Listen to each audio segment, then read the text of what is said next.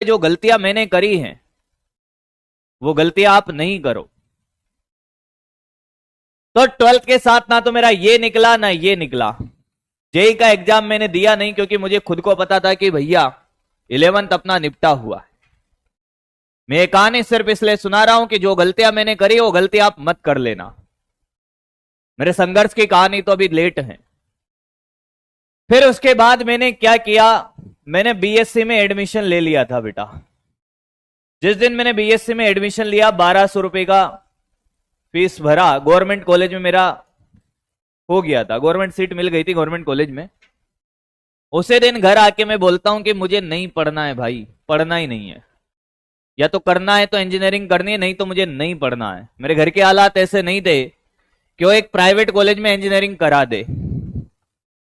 फिर क्या किया सर, तो उन्होंने कहा कि 1 साल कोचिंग कर लीजिए आप, तुम्हें कोटा के ऑफलाइन कोचिंग सेंटर, जिसका नाम सबको पता है, नाम नहीं लूंगा और नाम लेने में कोई बुराई नहीं है, एलन से मैंने कोचिंग किया बेटा। उस टाइम पर 2009-10 में मैंने एलन से कोचिंग किया। उस दिन मुझे लगा, जब मैं पहले क्लास में वहां बैठा, तब मुझे लगा कि साला पढ़ाया तो ऐसे जाता है, अभी तक तो हम कुछ पढ़ ही नहीं रहा था। मतलब इतने बेहतरीन तरीके से मुझे पढ़ाया गया वहां पर। जो आज तुम्हें पढ़ाया जा रहा है ना, वहां लगा कि फिजिक्स भी ऐसा होता है, केमिस्ट्री ऐसा होता है और मैथ्स ऐसा होता है। पर वो पहला साल था भाई। अब उस टाइम पे वो दौर अलग था भाई। उस टाइम पे टीचर और स्टूडेंट के बीच में इतना कनेक्शन नहीं होता था कि पर्सनल बात कर रहे हो भाई, बिल्कुल नहीं। टीचर क्लास में आता है, पढ़ाता है, डाउट है तो सॉल्व कर देगा और सीधा घर। पर मजा आ गया पढ़ के भाई।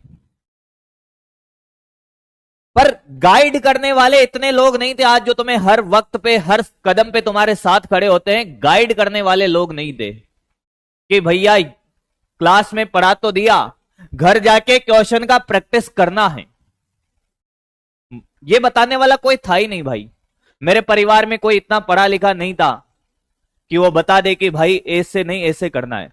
घर आके वही 6-6 घंटे 7-7 घंटे में पढ़ता था। पर मैं पता है क्या पढ़ता था, मैं सिर्फ क्लास के नोट्स पढ़ता था, क्लास के नोट्स के क्वेश्चन ही करता था, एक्स्ट्रा क्वेश्चन मैंने नहीं करे। और उस टाइम पे इतने क्वेश्चन प्रैक्टिस नहीं कराई जाते थे जितनी तुम्हें आज कराई जा रही हैं। एक चैप्टर में तुम्हें 100-150 क्वेश्चन कराए जा रहे हैं, उस टाइम पे ज्यादा से ज्यादा 20-30 क्वेश्चन, एक टॉपिक पे 1 या 2 क्वेश्चन, इतने कराए जाते थे। तो पूरे साल भर मैंने क्या किया, मैंने सिर्फ नोट्स पढ़े और उनके 2-2 3-3 क्वेश्चन, एक चैप्टर से ज्यादा 20 या 10 क्वेश्चन करे हो, या 30 क्वेश्चन 40 क्वेश्चन कर लिए हो। तो उसका खामियाजा क्या भुगतना पड़ा कि जब मैं एग्जाम में बेटा जेई के एग्जाम में बैठा, मैं ट्रिपल ए के एग्जाम में बैठा, जैसे एग्जाम में बैठा तो बेटा मैं सन्नाटे में चला गया। क्योंकि एग्जाम में वो क्वेश्चन नहीं पूछे जाते हैं जो क्लास में कराए हैं। आजकल पूछ ले जाते क्योंकि आजकल क्वेश्चन ही इतने कराते हैं। पहले क्या होता था, क्योंकि नहीं पूछे जाएंगे भाई, डाटा बदलेगा, कुछ लैंग्वेज बदलेगी, कॉन्सेप्ट वही रहेगा, नो डाउट। तो हुआ क्या कि एग्जाम में हो गया सन्नाटा। इस बार वापस फिर मैं एक ऐसे चौराहे पे खड़ा हुआ जिस दिन रिजल्ट आया कि मैं कहीं का नहीं रहा, मैं कहीं का नहीं रहा। बीएससी छोड़ चुका था, बीएससी का एडमिशन कैंसिल, फीस भले ही जमा करा दी, जो भी था।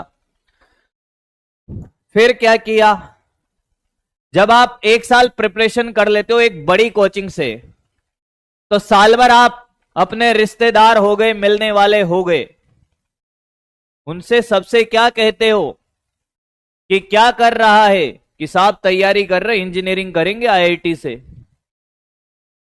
और जब आपका सिलेक्शन नहीं होता है तो वही लोग जब पूछते हैं तो आप उनको जवाब देने के लिए मुंह दिखाने लायक नहीं बचते हो। तो फिर क्या किया आपने, अब साला इंजीनियरिंग की तैयारी करने के बाद जब ठान लिया था कि इंजीनियरिंग करनी है, और अब बीएससी का एडमिशन लेने के बाद कैंसिल करा दिया और वापस बीएससी में जाना लाजमी नहीं लग रहा था कि अब बीएससी तो नहीं करना है। बिल्कुल हिंदी मीडियम में पढ़ा हूं, मैं हिंदी मीडियम से पढ़ा हूं। फिर वापस आरपीटी दिया। आरपीटी का जो एग्जाम होता था, Rajasthan pre engineering test, rPET होता था, पीएमटी नहीं, आरपीईटी, प्री इंजीनियरिंग टेस्ट, ये दिया। थोड़ी बहुत इसमें इतना भी अच्छा मार्क्स नहीं आया फिर भी, और एक प्राइवेट कॉलेज मिला जोधपुर राजस्थान का।